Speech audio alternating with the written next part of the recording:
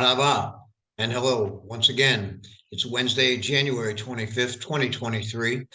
I'm historian and writer from America, Jack Dempsey, and I'm living in Crete today and having published a book called People with a C of the latter part of the Minoan days when many of them migrated and became eventually Philistines, the originators of the country we call Palestine.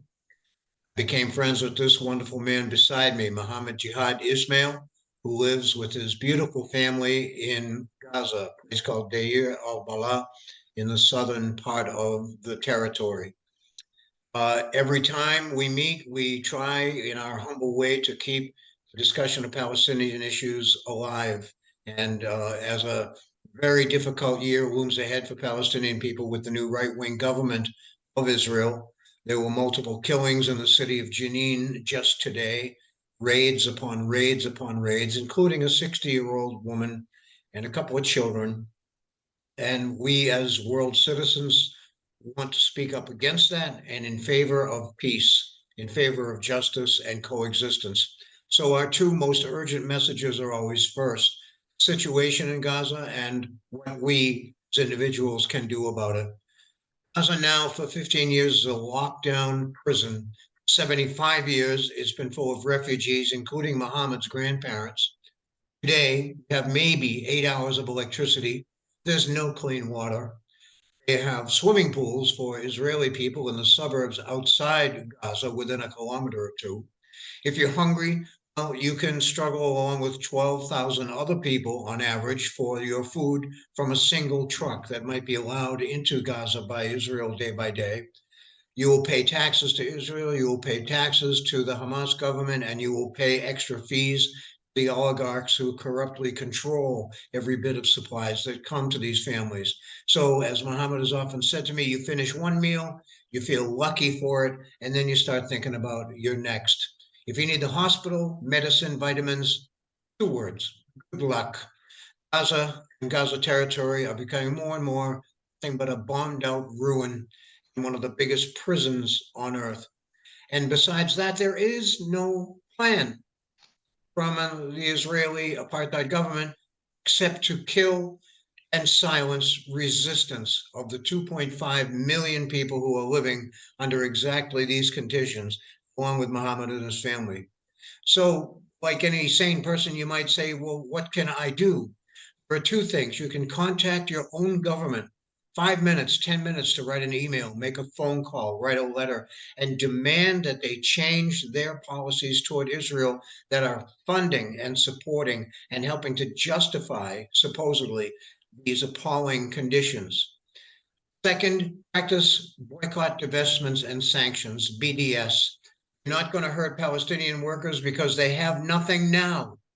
They have virtually nothing now. They are not going to lose anything putting political and economic pressure on Israel for change. And finally, we have a little program that we've come up with called Family to Family. You can get in direct contact, as I am doing right here, with real families of people in Gaza, Palestinian people, and you can enjoy directly helping them any way you want to, any way you want to. Ahmed and I met, as I mentioned, via my book. We started sending for his children vitamins and medicines through the money at Western Union.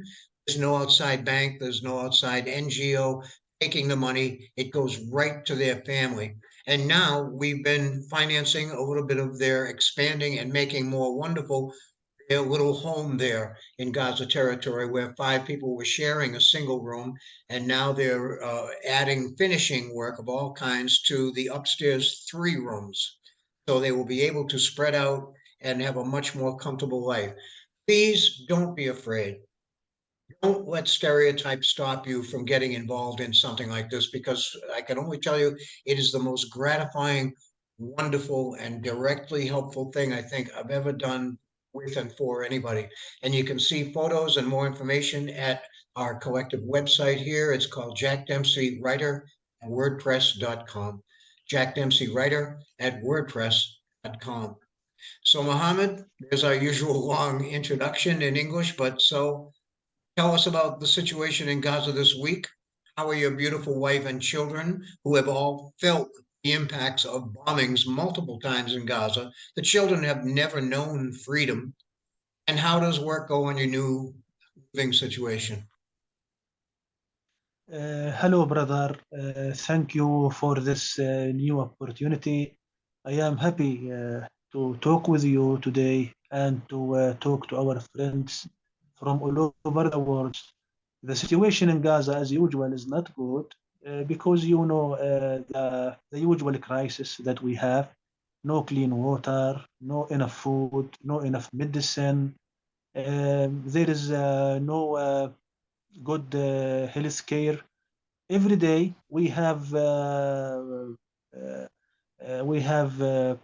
so many mistakes are committed in the clinics and in the hospitals.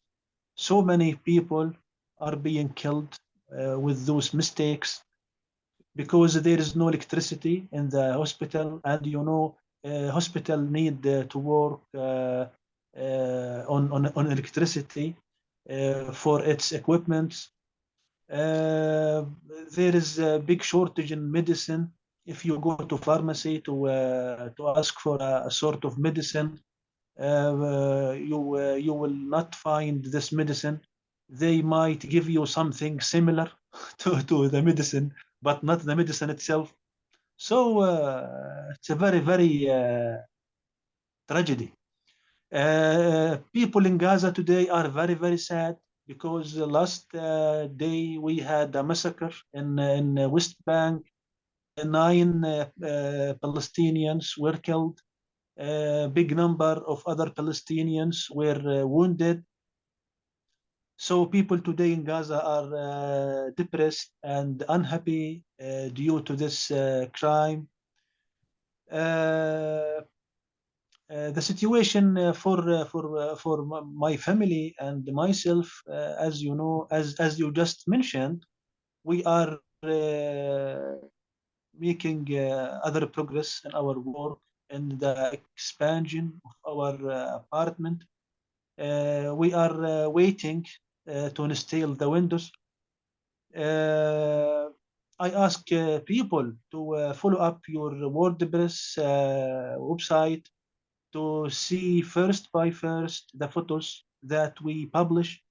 This will give them an idea about uh, how much we are achieving a progress in our project. And I think next week we are going to publish very good photos reflecting the progress that we achieve in our building. So I hope, brother, uh, you know, after less than 2 months, maybe 1 month and a half, we are going to receive the holy month of Ramadan. It is a holy month for Muslims. We are fasting all the days of this month. I hope, brother, if our situation would be better before the coming of Ramadan, because people here are really suffering from famine, and I don't Muhammad, know why. with great respect, I have to ask you or say that I wonder maybe only God can tell the difference between your everyday diet and your fasting. It seems that every day in your lives you are fasting. And I think maybe only God can tell the difference. Yes, brother, you are right. You are right. It's a paradox. Yeah, we are already fasting every day. We are fasting since 7 decades ago. Yes, And brother. and those numbers we mentioned that 12,000 people on average must eat each day off of one truck. That's not possible. So this is pointing us right to today's subject in our program. Mohammed, may I introduce and take us forward into what we're going to do today and focus on? Yeah, Yeah, uh, okay. yeah. Go ahead. Well, recently, I think this is our 17th little program. We hope you've been following along, but if not, recently we did discussion, two parts, on the archaeology of Gaza, the ancient roots and the present problems that appertain there. Today, we're going to talk about the other side, where and what are the roots of Zionism and the apartheid situation that confronts us. Muhammad and I consider ourselves radical historians. We look for the roots, the driving ideas, the patterns, and the results that made civilization and made it what it is right now.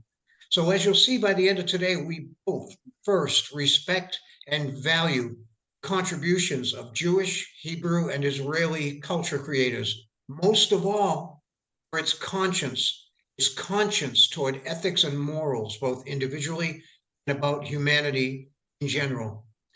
Now, Israeli writer and journalist Richard Ben Kramer has observed that there's a verb in Hebrew, I think I'm pronouncing it lashot, and it means a relentless interrogation of the facts and of the truth for the facts and the truth. We never stop questioning. We question everything because we want to know the truth.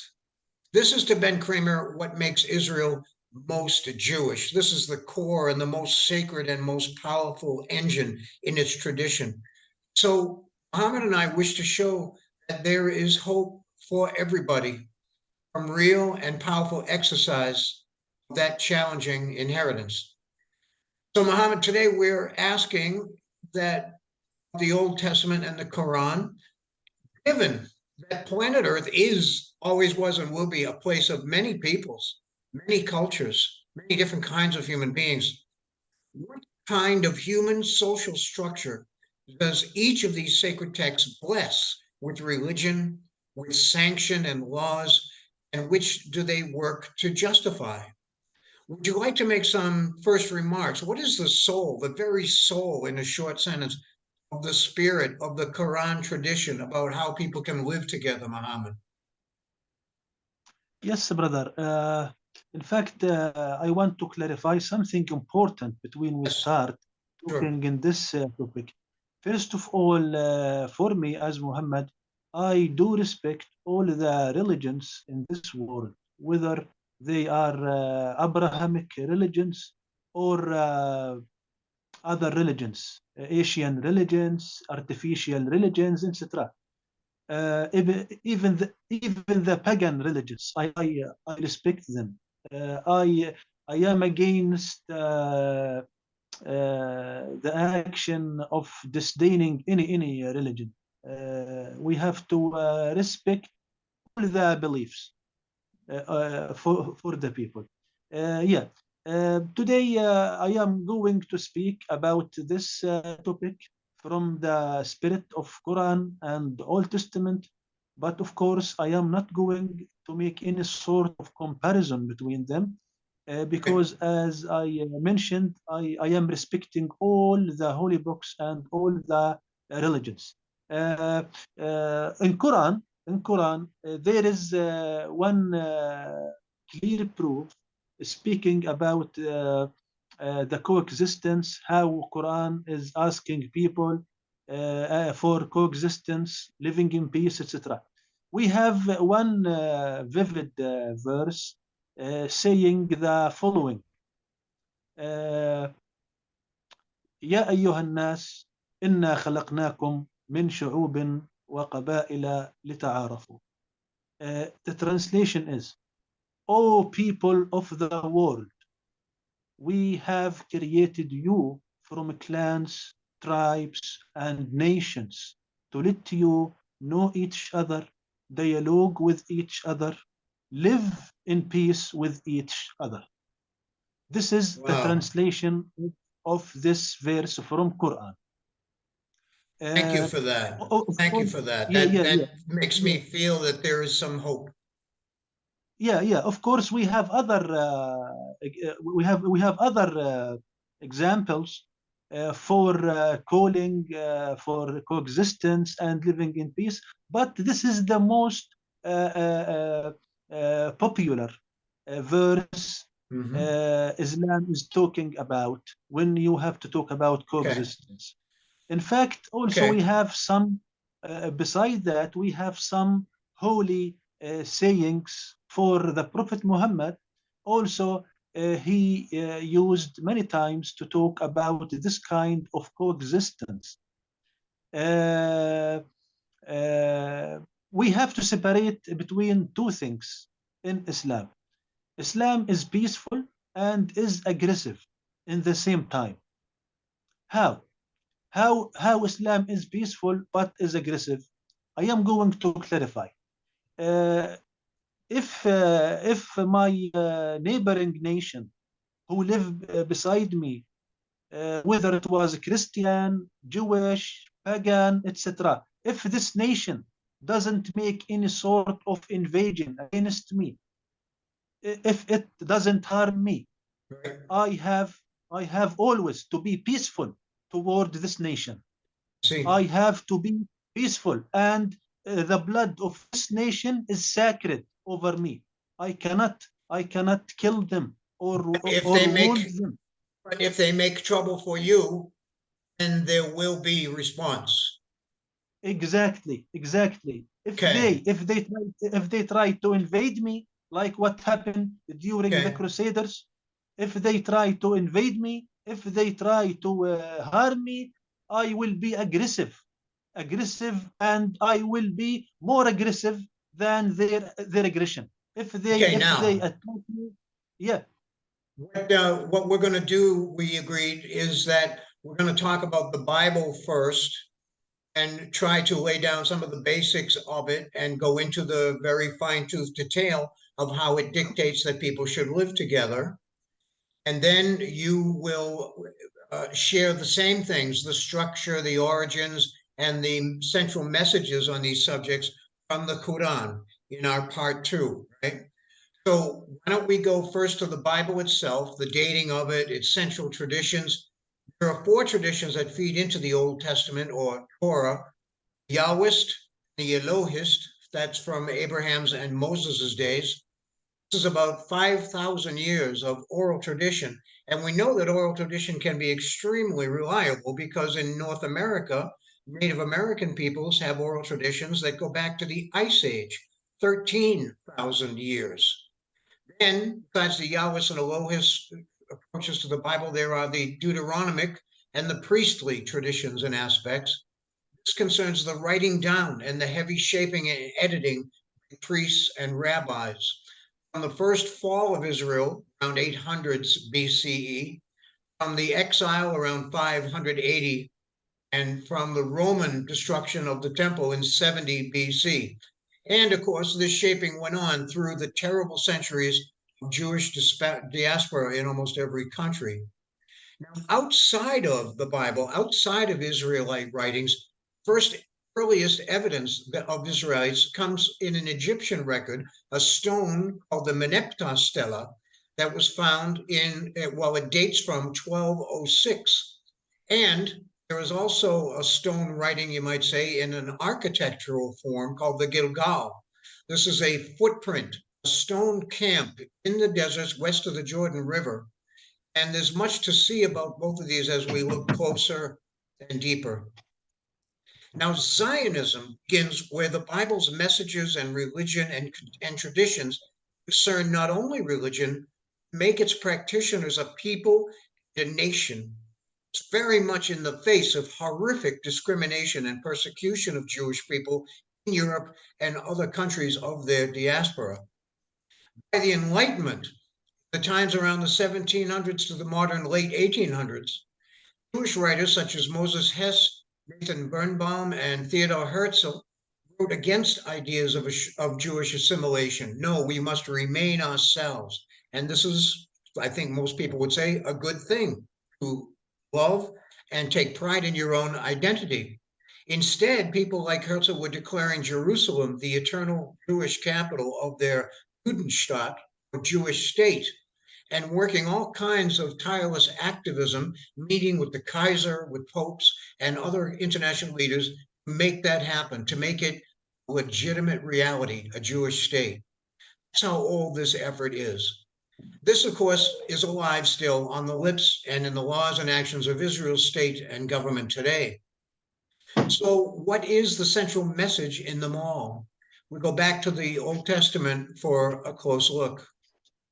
In the Bible's first chapter, Genesis, at least 9 passages speak of Hebrew and Israelite perceptions of the Promised Land. In those pages, in today's archaeology, that land is already teeming with people, mixing many cultures. In previous talks, we detail 8,000 years of physical evidence of Canaanite life into the very eclectic days of the post-Minoan Sea peoples, the Mycenaeans, and Philistine presence became the builders of Palestine. And here is what you find in Genesis, Exodus, Leviticus, Numbers, and Deuteronomy as Israelites enter the picture and as their story goes on in Joshua, Judges, Ruth, Samuel, and Kings. Genesis 9, be fruitful and multiply. We all know that one. Right in the same verse, there is, you will be the terror and the dread of all wild beasts, birds, fish, they are handed over to you. And this is extended, sorry to say, to the Canaanite peoples by Exodus 15. We'll go there a little bit later. Genesis, well, Noah's son, Ham, becomes the ancestor of the Canaanites. And the first thing stated about him is that his destiny is to be Japheth's slave, the slave of the son of the descendants of the Hebrew Noah. Genesis 12, I will give you, Abraham, this land. Genesis 15, plain of Jordan, they come to and they find it irrigated. It might mean naturally bountiful with water. It might also mean heavily agricultural shaping to that land to bring it water, the growing of food. Abram says in Genesis 15, your descendants I give this land, from the Wadi of Egypt, is Gaza, the great river Euphrates. Genesis 17, the whole land of Canaan. It says, where you are now an alien. Genesis 19, Sodom. Here is one who came as a foreigner and would set himself up as a judge. Genesis 24, may your descendants gain possession of the gates of their enemies. 26, that's the first mention of the Philistines in a discussion over the use of a water well. But again, by the time of Numbers 13, we find that this is a land they see themselves teeming with peoples. The Exodus book, chapter 3, milk and honey land. Chapter 28 in Genesis, I will give you the land. In 34, we have a story that is worth individual attention itself in a place called Shechem. This is located in roughly the middle of the country. And this story knows how peace can work. This is what we're going to show you is the conscience in the Bible, its own self-interrogation about what's going on here. See, a Canaanite prince of Shechem wants to marry an Israelite woman. The Israelites respond to this only on one condition. And if you meet our condition, then, quote, we will give you our daughters, taking yours for ourselves, and we will stay with you to make one nation. Quote, again, staying with us in the land and moving about as freely as they like. Another quote, sharing in common each other's livestock, goods, and cattle, and so on. Now, this condition proves to be a trick that leads to the total destruction of Shechem by the Israelites. This trick or condition works. This is the important thing, because intermarriage is a credible norm already. It's something people have long done to settle their differences. People and families with compound names from both sides are almost common in these early times of contact. This is what we mean by the Old Testament's conscience. It does see a larger picture of options and choices. This continues into Exodus chapter 20. Do not covet your neighbor's house. In chapter 23, do not oppress the stranger, for you know how he feels. Right there in chapter 23, with a list of Canaanite peoples, Yahweh, God, now promises, I will exterminate these. Little by little, I will drive them out. Make no pact with them. They must not live in your country. Your country.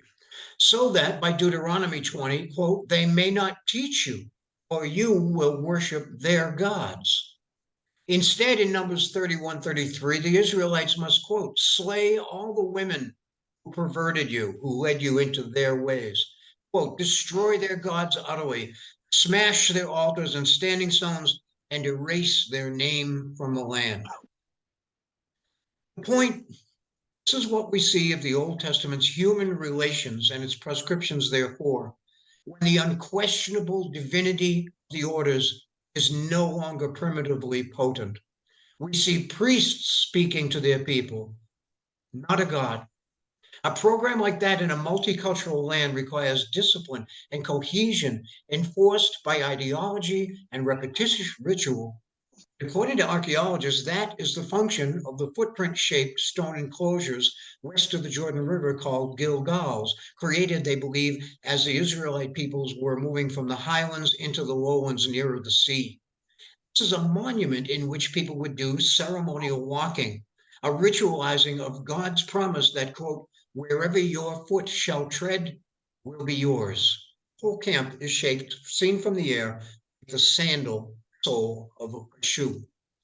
Deuteronomy 28, you will make many nations your subjects, yet you will be subject to none. And the Bible's conscience knows this, saying in Exodus 15 how, quote, a wail went up in Canaan when people heard of this intention. Canaanites and Palestinians' choices to leave, slave, or to die. This finally sums up from the Book of Wisdom, chapter 12. Quote, the ancient inhabitants of your holy land, you, Yahweh, hated for their loathsome practices, their deeds of sorcery and unholy rites, hated as ruthless murderers of children, as eaters of entrails at feasts of human flesh, initiated while the bloody orgy goes on. You determined to destroy them by our fathers' hands so that this land might receive a colony of God's children worthy of it. Even so, since these were men, you treated them leniently, destroyed them bit by bit, while you knew very well that they were inherently evil, the race accursed from the beginning. This is not symbolic. This is not allegorical or ambiguous speech. This is an explicit, long-term outline for genocide. It knows outright what is being done. It knows what it intends. And it is a dehumanizing stereotype that always comes as a prelude to the extermination of other peoples. Now, because early ageism encounters included both sides building their own homes using trade, alliance, and intermarriage until their differences became a stalemate, archaeologists and anthropologists use the term entanglement, in which we naturally expect to see exceptions to rules, relations, and friendships across the divides. Samson, in the book of Samuel 1, is one example. His Israelite parents scold him for his attractions to Philistine women, and he answers, she pleaseth me. I like her. Yet his story ends in disasters of conflict and murder across these racial and cultural divides. There's also the brief friendship between young David and Philistine leader Achish of Gath, who gives David refuge from Saul's murderous pursuit, finds David has been lying to him for his own reasons. And that pretty much is the end of that. Those are the exceptions that prove the rule, shown today in archaeological studies by Israel Finkelstein and Killebrew and many others, that the, quote, aggressive highland Israelites trafficked almost not at all with mid-country Hebrew or Hebrews, who had long settled in and shared many cultural ways with Canaanites and Philistines. That is the norm. Hence the Bible's relentless urging to remain separate, not to mix with outsiders. In their own country, is it Yahweh, a God seeking occasion for quarrel with the Philistines, as noted in Samuel? Or was it, is it people? If we could find any other social values and ideals in all our careful combing, we would report them to you. Here we are, very ideology pouring from the lips of the new right-wing government of apartheid Israel.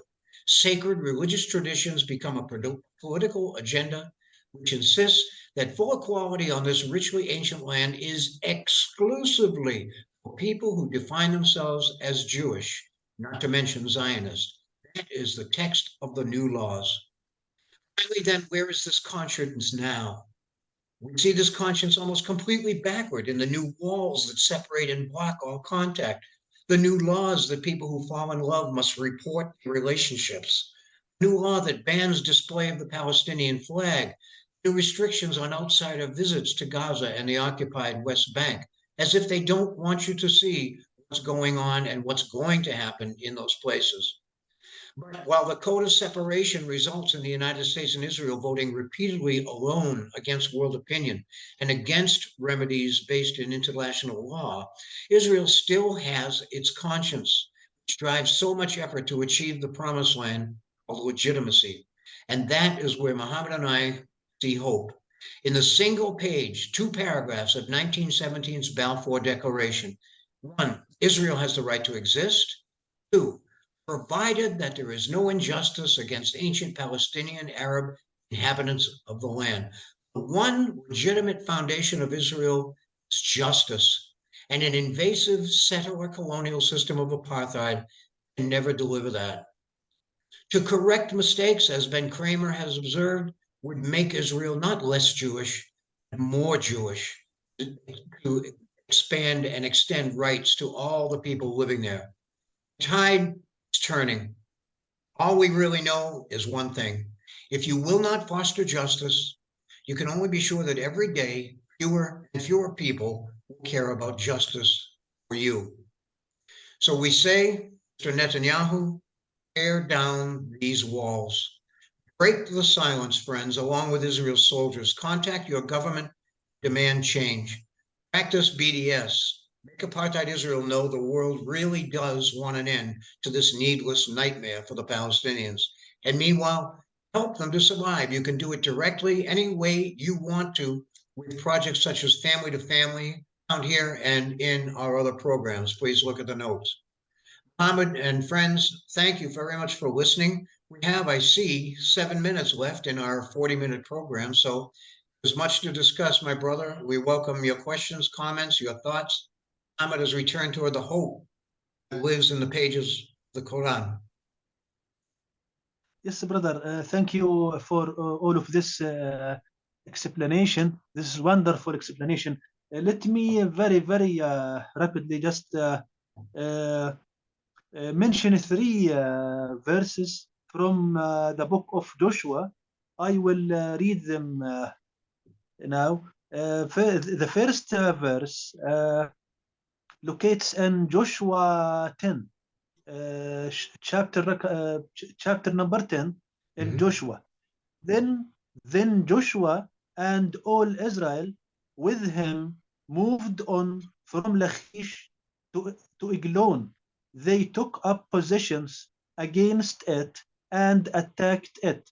They captured it that same day and put it to the sword and totally destroyed everyone in it, just as they had done to Lachish. The second extract is from Joshua chapter 8, when Israel had finished killing all the men of Ai in the fields and in the desert where they had chased them, and when every one of them had been put to the sword, all the Israelites returned to Ai and killed those who were in it. 12,000 men and fill that day all the people of Ai. The third and the last extract, also from the book of Joshua, chapter 6. They devoted the city to the Lord and destroyed with the sword every living thing in it, men and women, young and old, cattle, sheep, and donkeys. So I have a question here.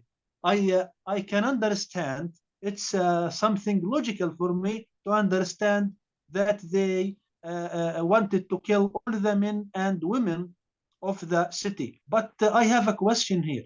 Why they insist to kill the cattle, the sheep, and the donkeys of the city? Well, I think typically, Mohammed, is if I understand reading these traditions myself, oftentimes the Lord, or that is to say, the priests who run operations in the tent of meeting and the tent of the tabernacle, they receive instructions that a certain city is more tainted than others, a certain city is more polluted than others, a certain city is more evil and contagious than others. And so sometimes they kill all the livestock to avoid that. And sometimes, if that has not been specified, they will take the livestock into their own tribe, into their own herds of animals. I would like to, as we close here, just until we begin part two, point out the archaeological perspective on this. The book of Joshua was long believed to describe an actual, over time, physical invasion that happened by a huge army led by Joshua and others. The archaeology, however, within a later half century, has not been able to corroborate this, has not been able to show almost any one place where, let's say, there are bodies, skeletons, remains, weapons, all kinds of evidence of a physical battle and massacre, but rather the question is now trying to understand this process. In other words, Palestine began to exist around 1200 BC under that name. It had long been there for 8,000 years, but under that name because the Pulasati or Philistines became the dominant tribe in the region and defined very much its cultural connections with the Canaanites. Now, here's the question, how did Palestine become part of the kingdom of Israel within only 200 years? Because we know historically in archaeology that we're looking at something else, some other kind of polity. Within about 200 or 300 years, there was a definite major political transformation in all these communities. And Trude and Moshe Dothan, who have done most of the leading work on the Philistine excavations, have found that there is at least a coincidence between the reported reign of King David around 1000 BCE and the destruction of many Philistine sites along the coast. So there may be coincidental events going on here. Israelites are most likely to have burned Hazor, the then most powerful Canaanite city in the region, just as the Sea Peoples epidemic was coming on. And so we're trying to understand the transition between Palestine and the first kingdom of Israel. And Joshua purports to give one explanation. Archaeology is giving another that sees that this must have happened very slowly, small scale over a longer time. So Muhammad, we have 1 minute. Anything you'd like to add before we close for now? And then we will turn in the second part of our program to your presentations on the Quran. Yeah, now I have nothing to add. Thank you for this meeting. I think I think we have to add something good in the second part. Yes, some good discussion, questions, and to know certainly more about the Quran. Thank you, Muhammad, and I will see you very soon. Thank you, brother. Peace.